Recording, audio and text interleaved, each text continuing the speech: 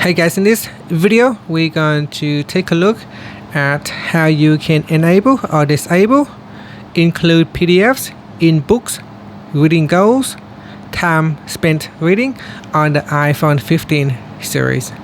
First, let's go back to the home screen by swiping up at the bottom of the screen. Then from the home screen, tap on settings. Next, in the settings page, we scroll down and then tap on books. Next, scroll down. Then in the reading goals, make sure you turn on reading goals, and then go down and tap on include PDFs. So tap on the toggle button to turn on include PDFs or switch it off. Once this is turned on, then time you spent reading PDFs are also included in your reading goals.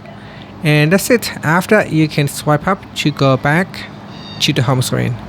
Thank you for watching this video. Please like and subscribe to my channel for more videos.